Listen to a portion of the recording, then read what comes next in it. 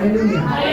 దేవుడు నామానికి స్తోత్రాలు. దేవుని బిడ్డలందరికీ కూడా హృదయపూర్వకంగా దేవుడు మనల్ని మన కుటుంబాన్ని గతించిన సంవత్సరం నుంచి సంవత్సరం వరకు తన సజీవ నిర్వహించినందుకు మన రెండు చేతులు పైకెత్తి ఆయనకి స్తోత్రాన్ని అర్పిద్దాం. హల్లెలూయా హల్లెలూయా. దేవుని యొక్క మహాకృపను బట్టి ఆయన దయా ఆయుష్కారము నాకు అనుగ్రహించి మళ్ళా ఈ సంవత్సరంలోనికి దేవుడు ప్రవేశపెట్టాడంటే కేవలం ఆయన కృప మాత్రమే. మనుషులమైన మన వలన ఏది కూడా కాదు. దేవుని యొక్క కృప మాత్రమే మనం ఏం చేస్తుందంటే బ్రతికిస్తుంది, కాపాడుతుంది. కాబట్టి దేవుని సమయం అవుతుంది కాబట్టి దేవుని యొక్క వాక్యం ముందుకు వెళ్దాం.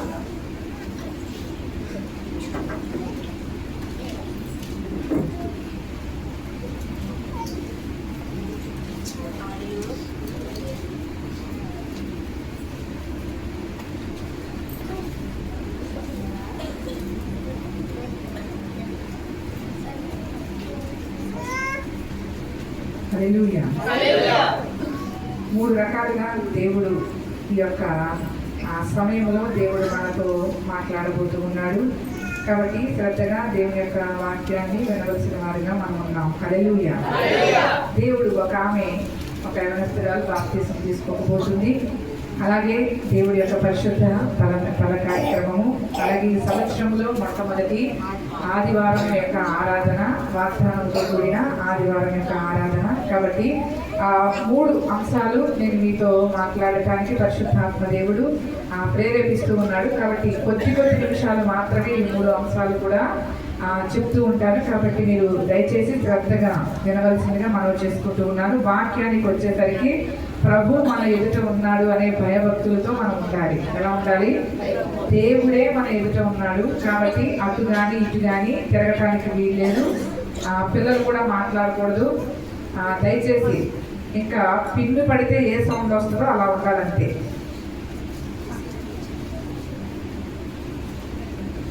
వినపడుతుందా? పిన్ను పడితే ఏ సౌండ్ వస్తుందో ఆ సౌండే రావాలి. కాబట్టి నేను రిఫరెన్స్ చెప్పినప్పుడే మీకు పుస్తకాలతో పని, బైబిల్తో పని. కాబట్టి నేను రిఫరెన్స్లు పెద్దగా చెప్పను, 3 రిఫరెన్స్లు మాత్రమే చెప్తాను. కాబట్టి దేవుడు ఈ యొక్క మొదటి ఆదివారం రోజున వాగ్దానముతో కూడిన వాక్యాన్ని దేవుడు మనకి ఇస్తూ ఉన్నాడు. యెషయా గ్రంథము 51వ అధ్యాయము, యెషయా గ్రంథము 51వ అధ్యాయము 3వ వచనాన్ని మనం చదువుకున్నట్లయితే, యెహోవా సియోనును ఆదరించుచున్నాడు, దాని పాడైన స్థలములన్నిటినీ ఆదరించి దాని అరణ్య స్థలములను ఏదేను వలె చేయుచున్నాడు.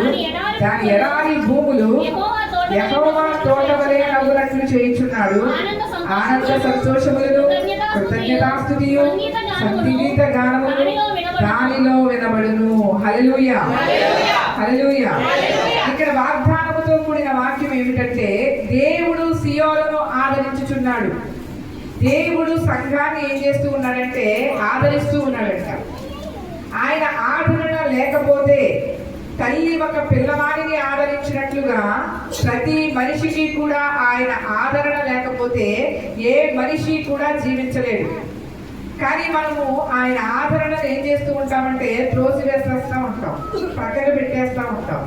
కానీ ప్రభు సియోనును అంటే సంఘాన్ని దేవుడు ఏం చేస్తూ ఉన్నాడంటే ఆదరిస్తూ ఉన్నాడు. ఆదరించి ఆయన బలపరుస్తూ ఉన్నాడు. మరి సంఘానికి ఆధారం ఏమిటండి అంటే ఆదరణ. ఆ కృపామయుని యొక్క గొప్ప ఆదరణ దేవుడు ఏం చేస్తున్నాడంటే సియోనును ఆదరిస్తుంది. సియోను అంటే సంఘం. సంఘం అంటే మన అందరము కూడా, అంటే ఒక్కళ్ళు కాదు, ఒక్కళ్ళతో ముడిపడింది కాదు. సంఘం అంటే మనందరినీ కూడా ప్రభు ఏం చేస్తూ ఉన్నాడంటే ఆదరిస్తూ ఉన్నాడు. ఆయన ఆదరణ లేకపోతే సంఘాలు వృద్ధి చెందడం అసాధ్యము. ఆయన ఆదరణ లేకపోతే సంఘంలో కార్యాలు జరగడం అసాధ్యము. ఆయన ఆదరణ లేకపోతే సంఘము క్షేమాభివృద్ధి పొందడం అసాధ్యము.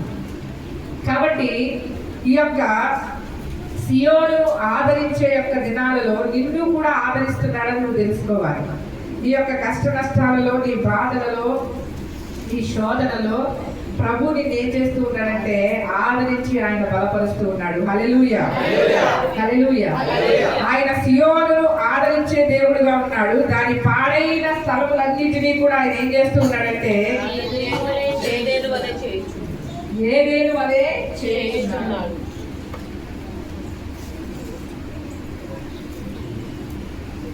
దాని పాడైన స్థలములన్నిటినీ ఆదరించి దాని అరణ్య స్థలములను ఏదేను వలె చేయుచున్నాడు. పాడైపోయిన స్థలములన్నిటినీ ఎవరు పట్టించుకోరు, పాడైపోయిన వాటిని ఎవరు చూడరు. ఇది పాడైపోయింది కదా అని దానిని విడిచిపెట్టేస్తూ ఉంటారు. కానీ దేవుడు వాగ్దానంతో కూడిన వాక్యముతో నీతో మాట్లాడుతూ ఉన్నాడు. ఏదైతే పాడైపోయిందో అది శరీరమే అవని, నీ ఆధ్యాత్మిక పరిస్థితే అవని, లేకపోతే నీ భౌతికమైన అవసరాలే అవని, ఏదైనా అవని, కానీ దేవుడు ఏం చేయబోతూ ఉన్నాడంటే నీ యొక్క పాడైన స్థలములను ఆయన ఆదరించబోతూ ఉన్నాడు. హల్లెలూయా, హల్లెలూయా. ఇది పాడైపోయింది కదా, నా శరీరం పాడైపోయింది కదా, లేకపోతే నాకున్న వ్యవస్థ అంతా పాడైపోయింది కదా అని చెప్పి నువ్వు చింతపడవలసిన అవసరం అంతకంటే లేదు. చింతపడవలసిన అవసరం లేదు. దేవుడు పాడైపోయిన వాటిని బాగు చేస్తాడు. నువ్వు ఏదైతే పనికి రాదనుకుని నువ్వు ప్రక్కన పడేస్తా ఉంటావో, ఏదైతే నాకు అవసరం లేదు కదా అని చెప్పి దానిని ప్రక్కన తోసేస్తా ఉంటావో, దానిని దేవుడు ఏం చేస్తాడంటే ఆదరించి బాగు చేస్తాడు. ఎలా బాగు చేస్తాడు ఆయన? అరణ్య స్థలములను కూడా దేవుడు ఏదోని తోట వలె చేస్తాడు. హల్లెలూయా, హల్లెలూయా. అరణ్య స్థలములు అంటే అడవి స్థలములు అండి. అడవిలో ఎవరైనా నివసించడానికి ఇష్టపడతారా? అలాంటి స్థలాన్ని కూడా దేవుడు ఎలా మారుస్తాడంట? ఏదేను తోట వలె మారుస్తాడంట. ఏదేను తోట ఎంతమంది గుర్తుంది? ఏదేను తోట దేవుడు మొట్టమొదటిగా తన ఇష్టమైన తన కుమారుడికి, ఆదాము అనే కుమారుడికి ఏదేను అనే తోటను నిర్మించాడు. అందుకని బైబిల్ గ్రంథం స్టార్ట్ చేసిన వాళ్ళకి తెలుస్తుంది. ఎంతమంది మొదలు పెట్టారు?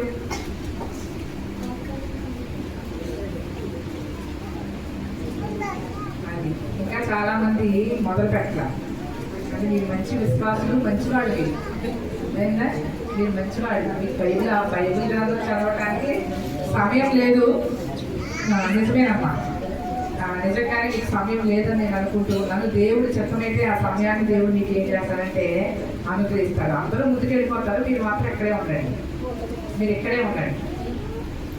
అర్థమైందా? అంటే పాశ్రం గారు ఏదో ఇస్తానన్నారు గొప్పతి, అవి ఏది ఇచ్చింది ఏదో ఇస్తుందిలే, అవసరం ఏముంది మనకి అనుకుంటున్నాను. నేను కేవలం దానిని ప్రకటించింది మీలో ఆసక్తిని రేపడానికి. బైబిల్ గ్రంథం ఎడల మీరు ప్రేమ చూపిస్తారు, ప్రేమ చూపించి దానిని చదవడం ప్రారంభిస్తారని.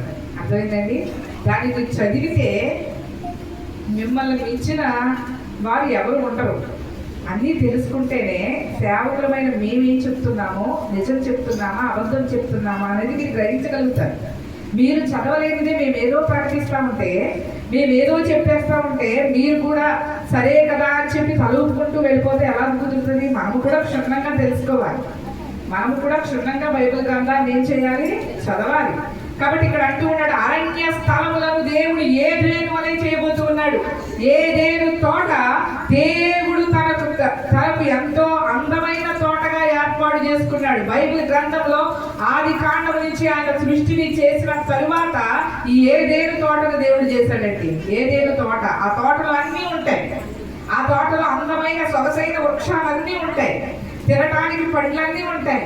ఆ యొక్క మనం చూసే పువ్వులు, ఫ్లవర్స్, దానికి సంబంధించిన ఏదేను తోటకు మించినది. నిజంగా చెప్పాలి అంటే పైన పరలోకము ఎలాగో క్రింద ఈ ఏదేను తోట కూడా నిజంగా మినీ పరలోకం అనుకోవాలి. అంత సుందరం అన్నది. మీరు ఎవరైనా పార్కులకు వెళ్ళినప్పుడు దేనికి వెళ్తారు? అవన్నీ చూసి సేద తీరడానికి వెళ్తారు కనుక ఆ చెట్లని, ఆ కోలాహలం అని, ఆ పక్షులని ఇవన్నీ చూడటానికి వెళతారు. నిజముగా ప్రభు ఒక ఏదేను తోటను నిర్మించినప్పుడు నిజంగా ఒక ప్రత్యేకమైన తోటగా దానిని నిర్మించాడు. అరణ్యమైపోయిన అడవి పాలైపోయిన నీ బ్రతుకును దేవుడు ఏదేను తోట వలె మారుస్తాడు. హల్లెలూయా. ఆ ఏదేను తోటలో అంతా సుగంధ వాసనే. హల్లెలూయా. అంతా పరిమళ వాసనే. హల్లెలూయా. ఆ తోటగా దేవుడు మార్చబోతూ ఉన్నాడు. అడవిగా ఉన్నావా? పాడైన స్థలముల్లో నీ జీవితం ఉండిపోయిందా? అడవి బ్రతుకులాగా నీ జీవితం ఉండిపోయిందా? నా దేవుడికి ఒక్కసారి మోకరించి నువ్వు ప్రార్థన చేయి. నీ పాడైపోయిన అవయవాన్ని కూడా బాగు చేస్తాడు. నీ పాడైపోయిన స్థితిని బాగు చేస్తాడు. ఏది నా విషయంలో కలిసి రావటం, ఏది నా విషయంలో అచ్చుబడి రావటం లేదు అని అనుకుంటున్నావు. లోకంలో ఉన్నంత సేపు, దేవుడికి వేరై ఉన్నంత సేపు, పాడైపోయిన స్థితిలో ఉన్నంత సేపు కూడా నీ జీవితంలో ఏది కూడా, నీకు వెళ్ళే మార్గంలో ఏది కూడా ఏమవుతుందంటే సుక్షేమముగా నువ్వేం చేయలేమంటే ఎక్కడికి వెళ్ళలేవు. ఏమండి, ఏదేను తోట వలె ప్రవహించేటట్లుగా దేవుడు చేస్తాడు. ఏదేను తోట యొక్క ప్రత్యేకత నిజముగా ఆ తోటకి సేద్యపరచడానికి దేవుడు 4 శాఖలైన నదులు దేవుడు నిర్మించాడంట. హల్లెలూయా, హల్లెలూయా. అది ఒక ప్రాంతం గుండా వచ్చే నదులు కాదు, దేశాల గుండా వచ్చే నదులు. ఆ తోట సేద్యపరచడానికి, ఆ తోటను తడపడానికి దేవుడు దేశాల గుండా నడిపించాడు. వాటర్ని ఎక్కడి నుంచి అండి? దేశాల గుండా నడిపించాడు. నిజంగా 4 ప్రత్యేకమైన దేశాలు ఉంటాయి. ఆ ప్రత్యేకమైన దేశాలలో మళ్ళీ ప్రత్యేకమైన ఆ యొక్క పదార్థాలు, ప్రత్యేకమైనవి ఆ యొక్క ద్రవ పదార్థాలు కూడా అక్కడ దేవుడు ఏం చేశాడంటే నిర్మించాడు. ఒకడు అంటాడు హవేలా అనే ప్రాంతం ఉందంట. ఆ ప్రాంతంలో బంగారం ఉంటదంట. ఒక నది పేరు ఏంటండి? హవేలా ప్రాంతం ఉంటదంట. అక్కడ శ్రేష్టమైన బంగారం ఉంటదంట. అలాంటి శ్రేష్టమైన నదుల గుండా, ప్రాంతాల గుండా దేవుడు ఏదేను తోటను తడపడానికి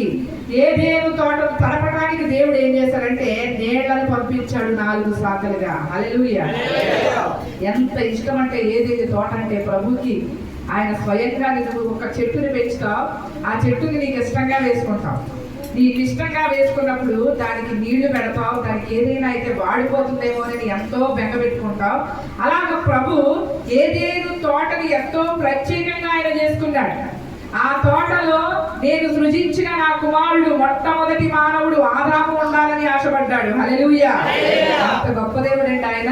సృజించిన కుమారుడికి ఏమి ఇవ్వాలనుకున్నాడంట? ప్రత్యేకంగా చేసిన ఒక తోట ఇవ్వాలనుకున్నాడంట.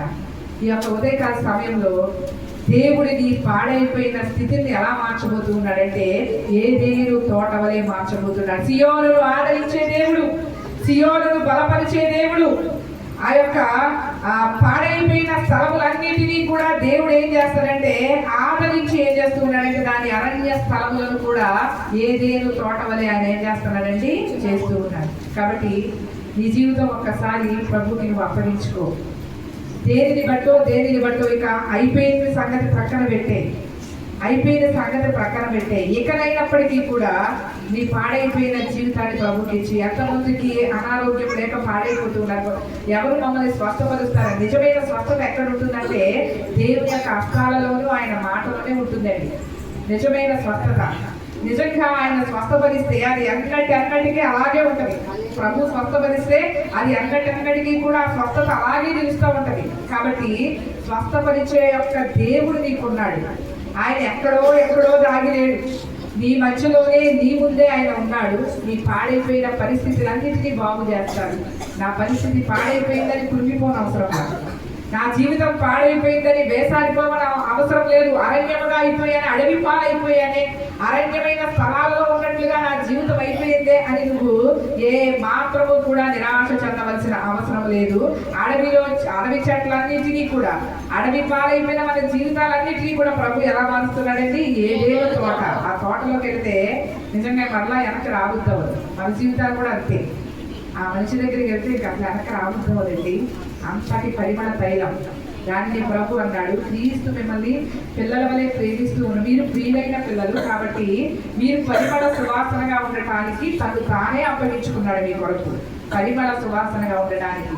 కాబట్టి ఈ యొక్క వాగ్దానంతో కూడిన ఆ యొక్క దేవుడి యొక్క వాక్యము దేవుడు మనకు బయలుపరుస్తూ ఉన్నాడు. దాని ఎడారి భూములను యెహోవా తోట వలె అవునట్లుగా చేస్తాడు. ఎడారి భూమి, ఇసుక ప్రాంతంలో నీళ్ళు ఎక్కడైనా దొరుకుతాయా?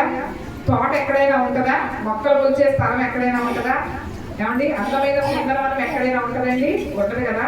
అలాంటి ఎడారి ప్రాంతాన్ని కూడా దేవుడు యెహోవా తోట వలె చేస్తాడంట. హల్లెలూయా. ఇప్పుడు నాకు అర్థమవుతూ ఉంది, దేవుడు ఎడారి ప్రాంతంలోనే నీటి బుగ్గను సృష్టించాడు. ఒక ఆమె ప్రార్థన చేస్తే, ఒక ఆమె ప్రార్థన చేస్తే తండ్రి కొడుకు యొక్క మరణము చూడలేక ఆ తల్లి బింటి దూరం వేతనకు వెళ్ళి ఈ ఎడారిలో నీళ్ల బొగ్గే లేదు, ఎడారిలో నీళ్లు దొరకవు. అదే దానిలో నివసించే వాళ్ళకి, దానిలో పని చేసే వాళ్ళకి అప్పుడప్పుడు టూర్లు వేస్తూ ఉంటారు కదా, మీరు ఎక్కడికి వెళ్ళలేదండి అప్పుడు. ఏమంటే టూర్లు వేస్తారు, అప్పుడు వెళ్ళే వారికి దాని విలువ అనేది తెలుస్తూ ఉంటారు. ఆ ఎడారి ప్రాంతంలో ఇసుక పొలంలో నడిచి నడిచి వాళ్ళు వేసాయిపోయి ఆ నీళ్ల కోసం చూసినప్పుడు ఆ నీళ్లు దొరకలేనప్పుడు ఈమెకి ఆశా కిరణములాగా ఆ కుమారుడి యొక్క మరణము చూడలేక వింటి వేట దూరం ఆమె వెళ్ళి ప్రార్థన చేయటం, ఏడవటం మొదలు పెట్టింది. నా కుమారుడి యొక్క మరణాన్ని నేను చూడలేను, నా కుమారుడి యొక్క చావుని నేను చూడలేదు ప్రభు, ఏది జరిగించినా నీ చిత్తమే నాయన అని ఆ కుమారుడు దాహముతో అల్లాడిపోతూ ఉంటే ఆ కుమారుడికి నీళ్లు ఇవ్వలేని తల్లి యొక్క పరిస్థితి తల్లడిల్లిపోయి ఆమె ప్రార్థన చేస్తూ ఉంటే దేవుడు ఆమె కళ్ళెదురకుండా ఒక నీటి బుగ్గను సృష్టించాడంట. హల్లెలూయా. ఎడారి ప్రాంతమే నీటి బుగ్గగా మారితే మరి ఎడారి ప్రాంతాన్ని దేవుడు తన తోట వలె చేయడా, పచ్చని తోట వలె దేవుడు ఏం చేస్తాడంటే జరిగిస్తాడండి. ఎప్పుడు కూడా ఏ పరిస్థితి ఉన్నప్పటికీ కూడా దేవుడి అందరి విశ్వాసం ఎప్పుడు కూడా మనం ఏం చేయకూడదు అంటే విడిచిపెట్టకూడదు, ఎప్పుడు విడిచిపెట్టకూడదు. విడిచిపెట్టావా తోట కాదు కదా, ఆ యొక్క స్థలములలో కనీసం మొలకలు కూడా, ఆ యొక్క వేర్లు కూడా మొలవని పరిస్థితి మన జీవితంలో అయిపోతుంది. కానీ దేవుడిని విడిచిపెట్టినంత మాత్రాన తోట వలె ఉంటానని వెనక్కి వెళ్ళిపోకు, తోట వలె ఉండవు. దేవుడిని విడిచిపెట్టేస్తే తోట వలె ఉంటానని అనుకుంటున్నావు, తోట వలె ఉండవు.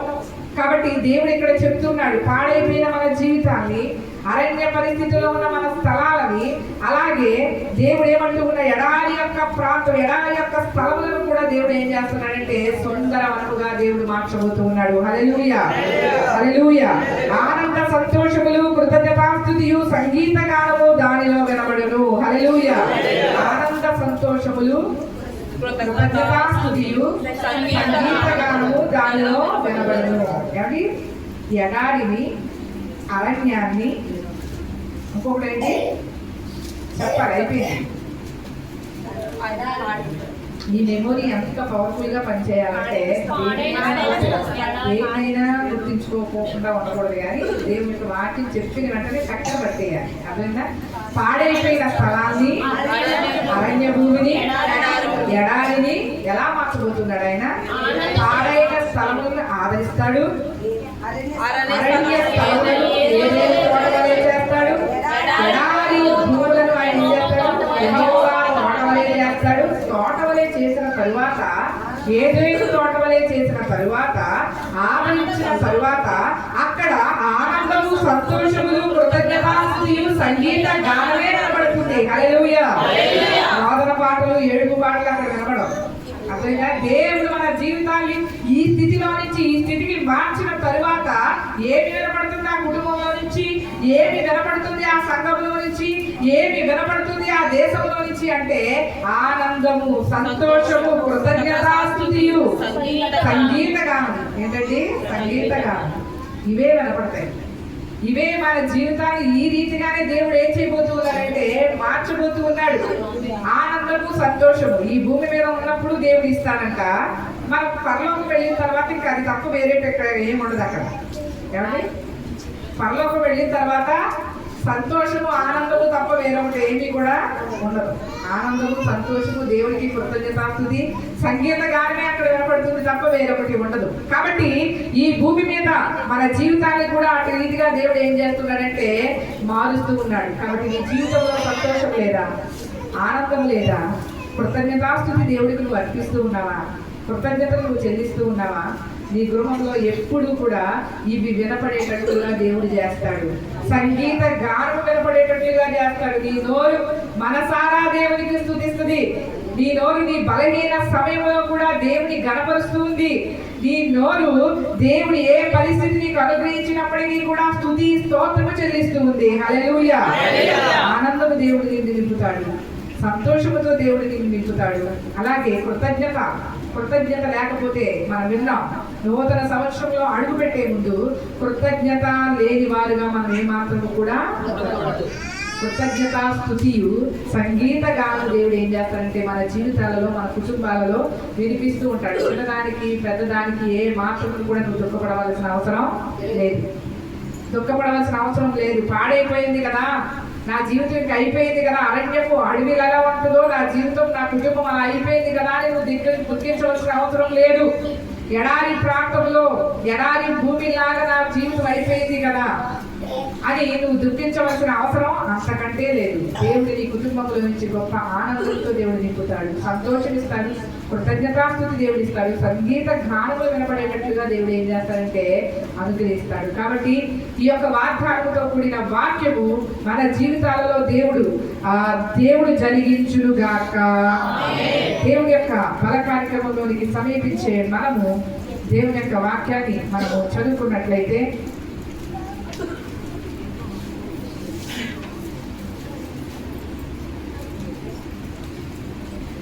కొరింథీయులకు రాసిన మొదటి పత్రిక 10వ అధ్యాయము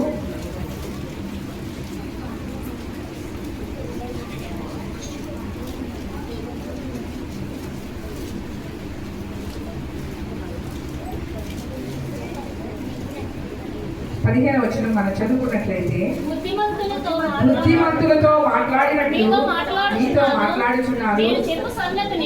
నేను చెప్పు సంగతిని మీరే ఆలోచించుకుని మనము దీవించు ఆశీర్వచనపు పాత్రలోనిది త్రాగుట క్రీస్తు రక్తములో పాలు పుచ్చుకునుటే కదా.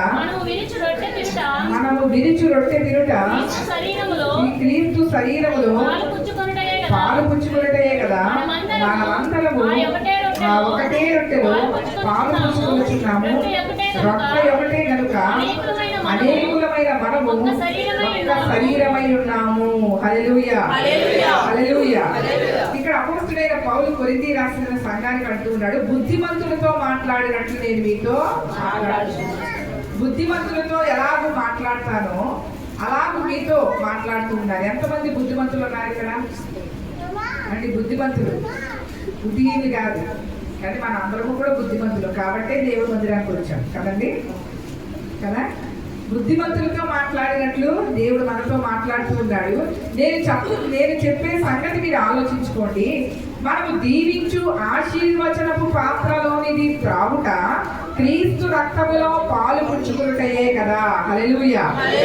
మనము దీవించే ఆశీర్వచనపు పాత్ర, ఒక రొట్టెను పట్టుకొని కృతజ్ఞతాస్తుతులు చెల్లించి, ఒక పాత్రను తీసుకొని కృతజ్ఞతాస్తుతులు చెల్లించి, ఇది మీ కొరకైన నా శరీరము అని చెప్పి ప్రభు ఇలాగూ చెప్పమన్నాడు, ఇలాగూ నియమించిన పాత్ర. అది ఎలాంటి పాత్ర అంటే ఆశీర్వచనపు పాత్ర, ఆశీర్వాదముతో నిండినది. హల్లెలూయా. క్రీస్తు యొక్క శరీరము నీ బలహీనతలు పోగొట్టబడటమే కాదు, క్రీస్తు యొక్క శరీరము ద్వారా, ఆయన రొట్టె ద్వారా, ఆయన రక్తము ద్వారా నీకు ఆశీర్వాదం వస్తుంది. ఎలా వస్తుందండి? ఆశీర్వాదం వస్తుంది. నువ్వు అనుకుంటావు ఏదో నార్మల్ గా ప్రతి నెల నేను తీసుకునేదే కదండి, ప్రతి నెల నేను తీసుకునేదే కదండి నువ్వు అనుకుంటావు. ఎప్పుడైతే క్రీస్తు యొక్క శరీరం అని నువ్వు వివేచింపక, క్రీస్తు శరీరం అని నువ్వు వివేచింపక ఆశీర్వచనపు పాత్రలోనిది నువ్వు తీసుకుంటావో, ఎప్పుడైతే ఆ రొట్టెను విరిచినప్పుడు ఇది నా యేసు యొక్క శరీరం అని చెప్పి విశ్వసించి ఆ విశ్వాసంతో ఆ యొక్క పాత్రలోని నువ్వు తీసుకుంటావో, నిజముగా దేవుడు తన క్రియా కార్యాన్ని, ఆశీర్వాదాన్ని దేవుడు నింపుతాడు. హల్లెలూయా. చాలా మంది దీన్ని చులకనగా వస్తారు. ఏమంటే ఏదో రక్షణ పొందాం కాబట్టి దీన్ని తీసుకోవాలండి అంటాం. అసలు ఒకటి అంటాను, ప్రభు అంటే భయపడలేని మనం ఎవరంటే భయపడతాం? ప్రభు అంటే భయపడలేని మనం ఎవరంటే భయపడతాం? ఏమండి ఎవరెవరికో నేను ఒక్కొక్కసారి విచిత్రంగా ఉంటారు. భయపెడుతున్నారండి అంటారు, భయపెడుతున్నారండి అంటే వాళ్ళకి భయపడతాం ఏంటి అంటారు. దేనికి భయపడాలి?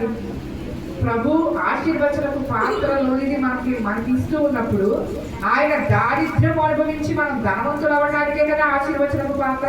హల్లెలూయా. మనము దారిద్ర్యం మనం అనుభవించవలసిన దారిద్ర్యం ఆయన అనుభవించి ఆయన పశుశాలలో పుట్టవలసిన పని ఏమిటి? ఏమంటే సువార్త పరిచయంకి కాలి నడకన వెళ్ళి సుదీర్ఘ ప్రాంతాలు ఆయన తిరిగి దేవుని సేవ చేయవలసిన పని ఏమిటి? ఏ సేవకుడు చేయలేని రీతిగా ఆయన సువార్తలు పరలోక రాజ్యము సమీపిస్తుంది అని చెప్పడం ఏమిటండి? అంటే ఆయన దారిని ఎందుకు అనుభవించాడు? ఈ ఆశీర్వచనపు పాత్రలోని నువ్వు తిన్నప్పుడు, నువ్వు త్రాగినప్పుడు నువ్వు ఆశీర్వాదం పొందాలని కదా, నువ్వు ధనవంతులుగా దేవుడిని నువ్వు మార్చాలని కదా. దేవుడు ఆశీర్వచనపు పాత్ర నిమిత్తమై తన ప్రాణాన్ని, తన రక్తాన్ని త్యాగం చేశాడు. హల్లెలూయా, హల్లెలూయా. దానిని కూడా నువ్వు ఒక విలువగా నువ్వు చూడటం లేదు అంటే, దానికి ఇవ్వవలసిన ప్రాధాన్యత నువ్వు ఇవ్వటం లేదు అంటే, ఇంకా ఆ జీవితాలు ప్రభే చూసుకుంటాడు. కానీ ప్రభే చూసుకుంటాడు. ఇంకా వారి యొక్క స్థితి ఏమిటో వారికే తెలియాలి, ఆ ప్రభుకు మాత్రమే తెలియాలి. కాబట్టి ఆశీర్వచనపు పాత్రలోనిది దేవుడు మనకి ఇస్తూ ఉన్నాడు. మనము క్రీస్తు రక్తములో పాలు పుచ్చుకున్నట్టే కదా. మనము రొట్టె విరుచుట, రొట్టె తిరుట క్రీస్తు రక్తములో పాలు పుచ్చుకున్నట్టే కదా. మనందరము ఆ ఒక్క రొట్టెలోనే తింటున్నాం. ఇందులో భేదం లేదు. ఆ సంఘంలో కొన్ని భేదాభిప్రాయాలు, భిన్నాభిప్రాయాలు వారికి కలిగి ఉన్నందున దేవుడు చెప్తూ ఉన్నాడు, మీరు ఎట్టివారైనప్పటికీ కూడా, ఎట్టివారి పౌలు తన యొక్క ప్రసంగాలలో సంఘాలను హెచ్చరించేటప్పుడు నిజంగా మనుషులందరినీ కూడా కలిపేటట్లుగా చూసేవాడు, విడగొట్టేవాడు కాదు.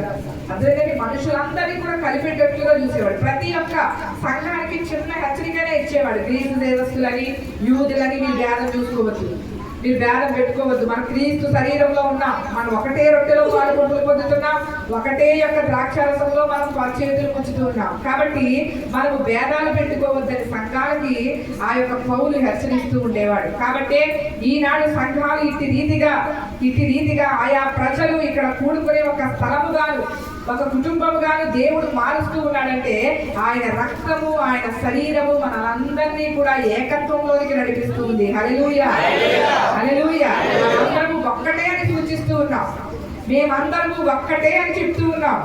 క్రీస్తు యొక్క శరీరము తినే మేము, క్రీస్తు రక్తంలో పాలు పొందే మేమందరము కూడా ఒక్కటే. మేము ఎక్కడ విభజించుకోవటంలా, విభజించి పాలించుకోవటంలా. కాబట్టి సంగమా, కొరింథీ సంగమా, ఒకటే రొట్టెలో మీరు ఏం చేస్తూ ఉన్నారంటే పాలివారు. మీరు అనేకులే, కానీ మనం తినే రొట్టె మాత్రం ఒకటే కదండి. ఇప్పుడు తినే రొట్టె మాత్రం ఒకటే అనుకుంటుంది. కాబట్టి మనల్ని మనం విమర్శ చేసుకుని ఈ రొట్టె ద్రాక్షారసంలో మనం ఏం చేయాలి? ఆయన శరీరాన్ని తినడానికి మనం ఏం చేయాలంటే సిద్ధపడాలి. కాబట్టి ఆయన శరీరము పాడైపోయిన నీ జీవితాన్ని బాగు చేస్తుంది, నీ స్థితిని మారుస్తుంది. ఆశీర్వచనపు పాత్రలోని నువ్వేం చేయాలంటే చాలా జాగ్రత్తగా. చాలా మంది ఇక్కడే ఆశీర్వాదం పోగొట్టుకుంటున్నారు. దేవుడు ఎందుకు మనల్ని ఆశీర్వదించటం లేదు అంటే, ఎందుకు మనల్ని దేవుడు ధనవంతులుగా మార్చడం లేదు? విశ్వాసం వచ్చి నీ తోటి వారిని, గొప్ప గొప్ప సాక్ష్యాలు వింటున్న వారి స్థితిని మారుస్తున్న దేవుడు నీ స్థితిని ఎందుకు మార్చడు అనే విశ్వాసము వచ్చు. కాబట్టి ఈ క్షణమైన ఎన్నో బల కార్యక్రమంలో నువ్వు పాల్గొంపులు పొందుంటావు. ఈ క్షణమైన విశ్వాసముతో అనారోగ్యంతో ఉన్న నీ శరీరాన్ని బాగు చేసుకో, పాడైపోయిన నీ జీవితాన్ని బాగు చేసుకో, నీ ఆర్థిక వ్యవస్థని నువ్వు బాగు చేసుకో. హల్లెలూయా. ప్రతి దానికి కూడా క్రీస్తు యొక్క శరీరము, క్రీస్తు యొక్క రక్తము మాత్రమే సమాధానమై ఉన్నది. కాబట్టి విశ్వాసంతో నువ్వు తీసుకుంటే కనుక దేవుడిని ప్రతి పరిస్థితిని కూడా ఆయన ఏం చేస్తాడంటే మార్చబోతున్నాడు. నీకు చెప్పడం, పలానా విధానంలో నుంచి నేను ఆశీర్దిస్తానని ఆయన నేను చెప్పడం. ఎలా ఆశీర్దిస్తాడో ఆయనే ఆశీర్దిస్తాడు, ఎలా దీవిస్తాడో అలాగే నిన్ను దీవిస్తాడు. కాబట్టి విశ్వాసంతో ఈ బల కార్యక్రమంలో మనం ఏం చేయాలంటే పాలు పంపులు పొందాలి. కాబట్టి మొట్టమొదటిగా వాగ్దానముతో కూడిన దేవుని యొక్క వాక్యం ఏమిటి?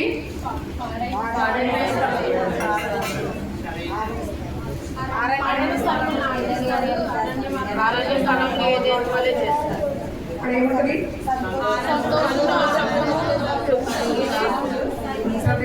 స్తుతియు సంగీత గానము కదండి. రెండవది ఆ యొక్క ఆశీర్వచనపు పాత్ర. ఆయన బల కార్యక్రమంలో పాల్గొనే మనము ఆశీర్వచనపు పాత్రలను మనం ఏం చేయబోతున్నాం?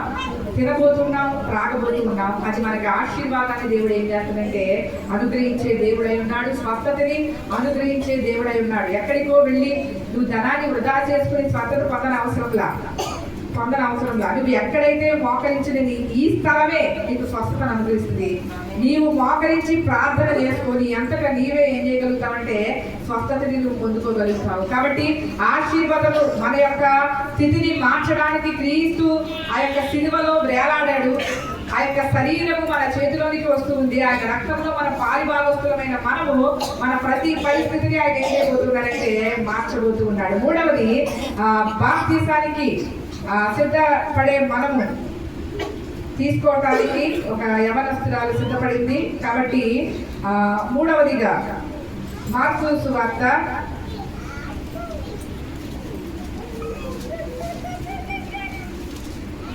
1వ అధ్యాయము 8వ వచనం మనం చదువుకున్నట్లయితే, నేను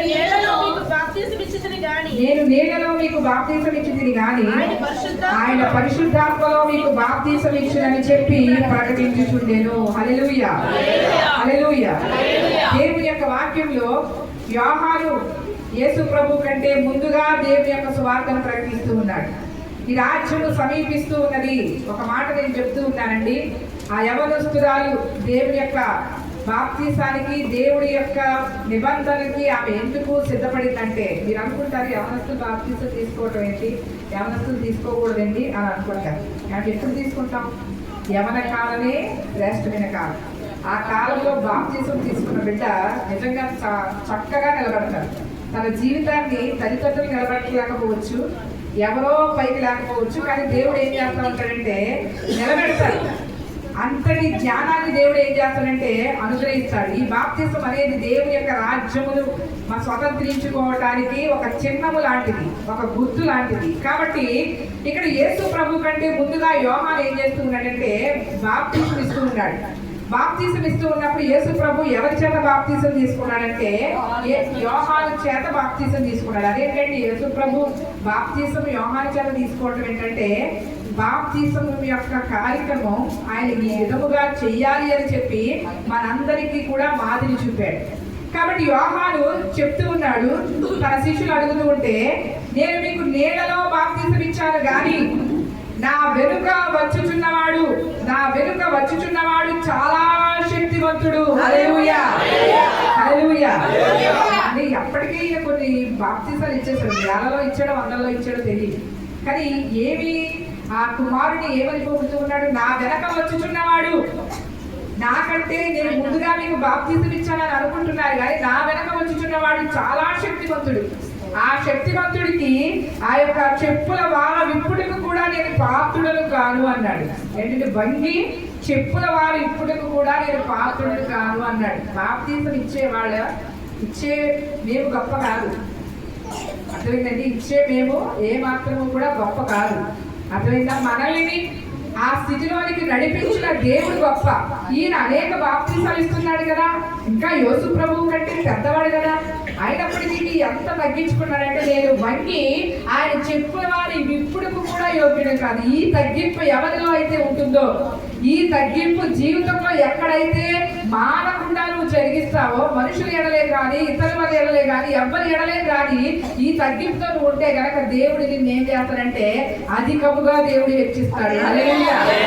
నేను గొప్ప అనట్లా, అర్థమైందండి. వాడికంటే పెద్దవాడిని నేను గొప్ప అనట్లా. నా దేవుడి శక్తివంతుడు, నా వెనక వచ్చేవాడు శక్తివంతుడు. ఆయన వంగి ఆయన చెప్పుల వార విప్పుడుకు కూడా నేను యోగ్యుడను కాను. నేను మీకు నీళ్లలో బాప్తిసం ఇచ్చితిని కానీ ఆయన నీళ్లలోను పరిశుద్ధాత్మలో కూడా మీకు బాప్తిసం ఇస్తాడు. హల్లెలూయా, హల్లెలూయా. రక్షణ పొందిన మనము పరిశుద్ధాత్మలో బాప్తిసం తీసుకోవాలి. అర్థమైందండి. నీళ్ళలో మునగబడిన మనము దేవుని యొక్క ఆత్మలో మనం బాప్తిసం తీసుకోవాలి. ఆ యొక్క ఆత్మతో మనం నింపబడాలి. కాబట్టి ఎవరు ఆత్మతో బాప్తిసం ఇచ్చేదంటే మన యేసు ప్రభు ఒక్కడు మాత్రమే ఆత్మలో మనకి బాప్తిసం ఇవ్వబోతూ ఉన్నాడు. హల్లెలూయా, హల్లెలూయా.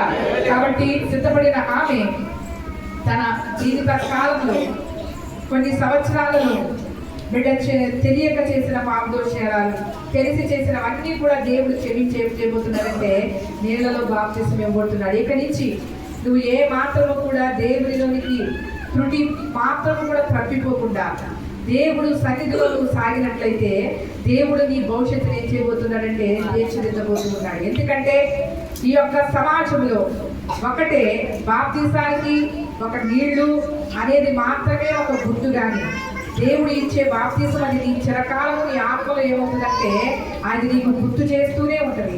గుర్తు చేస్తూనే ఉంటది. మనుషులమైన ఎవరి వైపు చూడకుండా యేసుక్రీస్తుని మాదిరిగా పెట్టుకో. యోహాను లాంటి వాడే యేసు ప్రభు యొక్క చెప్పుల వారి విప్పుటకు యోగ్యులను కాను అన్నాడు.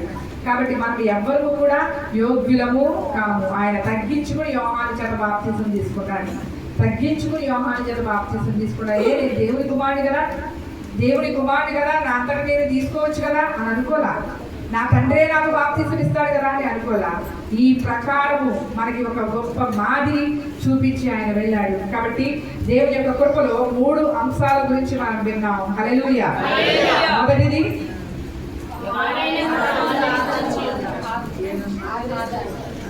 అంతేనా? చక్కని చెప్పాలి. నన్ను చెప్పమంటారా? నన్ను చెప్పమంటారా? నేను భక్తి పట్ల ఇక్కడ దేవుడు వచ్చిన తర్వాత పరిశుద్ధాత్మ దేవుడు ఏది బయటకు వస్తే అదే నేను ప్రకటిస్తాను. అంతే. పాడైన స్థలములను దేవుడు ఆదరిస్తాడు. అరణ్యములో పాడైపోయిన అరణ్య స్థలములను దేవుడు ఎడారి భూములను చేస్తాడు. కాబట్టి ఆయన ఏం చేస్తాడు? అక్కడ చేసినప్పుడు సంగీత గానం కనబడుతుంది. దేవుడు వాక్యముతో కూడిన వాగ్దానాన్ని దేవుడు అనుగ్రహించాడు. రెండవది, మనము ఆశీర్వచనము తినబోతున్నాము, తాగబోతున్నాము. ఇది తినేటప్పుడు త్రాగేటప్పుడు నువ్వు ఒకటే విశ్వాసం వచ్చి ఏదైతే నీ జీవితం పాడైపోయింది అనుకుంటున్నావు దాన్ని కట్టడానికి దేవుడు ఏం చేస్తాడు? ఆయన ప్రయత్నం చేస్తాడు. మూడవదిగా ఆయన బాప్తిసం ఇచ్చేటప్పుడు కానీ ఆయనే బాప్తిసం తీసుకున్నాడు. అందుకే ఇది గుర్తు. యేసు ప్రభు కూడా బాప్తిసం తీసుకున్నాడు కాబట్టి మనము తీసుకోవాలి అని చెప్తున్నా. అర్థమైందండి? యేసు ప్రభు నేలలో బాప్తిసం తీసుకున్నాడు కాబట్టి ఆయన సొత్తుగా ఆయన బిడ్డలుగా మనము మార్చబడాలి అంటే మనము కూడా నేలలో బాప్తిసము తీసుకోవాలి. నేను ఇక్కడ నేను తీసుకున్నాను మీరు తీసుకోండి అని చెప్పట్లా. మీరు ఒకటి గుర్తించుకోవాలి. నేను తీసుకున్నాను మీరు తీసుకోండి అని చెప్పట్లా. యేసుక్రీస్తు తీసుకున్నాడు నేలలో, యోహాను చేత ఆయన బాప్తిసం ఇప్పించుకున్నాడు. మనము కూడా నేలలో బాప్తిసం తీసుకోవాలి. ఆయన చెప్పుల వార విప్పుడుకు కూడా యోగ్యులను కాదు. ఈ 3 అంశములు కూడా మీ జీవితాలలో, మీ వినికిడిలో, మీ జ్ఞాపక శక్తిలో దేవుడి వాక్యాలన్నింటినీ కూడా దేవుడు స్థిరపరచునుగా. ఆమేన్, ఆమేన్, ఆమేన్. ఒకసారి అందరూ కూడా ప్రార్థన చేసుకుందాం. నిన్న వాక్యాన్ని బట్టి మనం ప్రార్థన చేసుకున్న తర్వాత రక్షణ బాప్తిసంలోనికి మనం వెళదాం. సమయం అవుతుంది కాబట్టి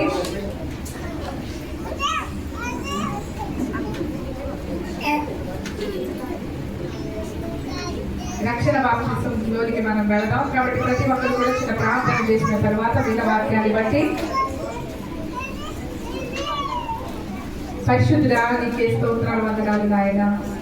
పాడైపోయిన స్థలాలని ఆదరించే దేవుడు నాయన. అరణ్య స్థలములను యెహోవా ఏదేను తోటవలే చేసే దేవుడు తండ్రి. ఎడారి భూములను యెహోవా తోటవలే చేసే దేవుడు నాయన.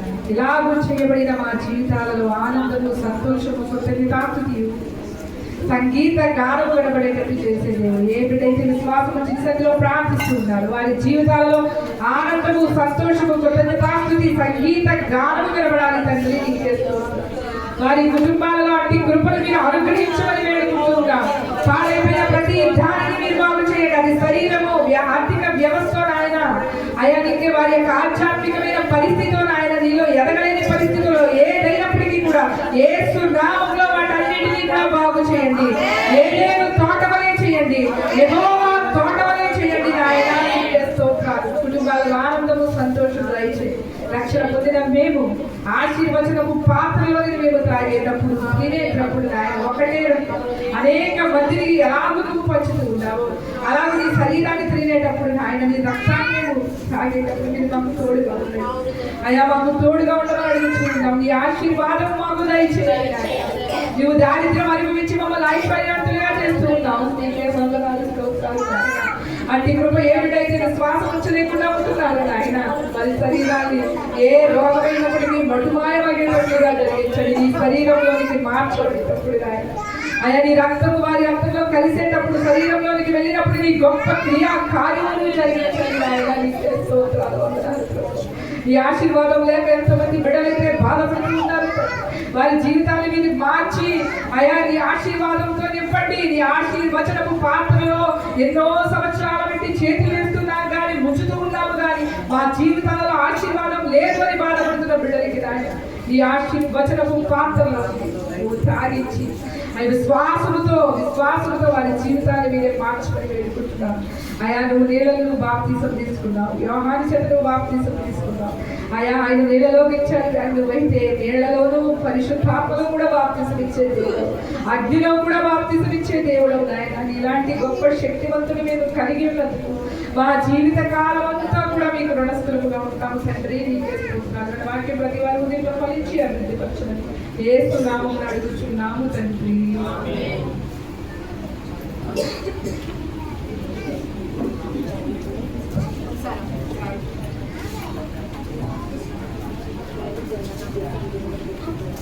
Yeah.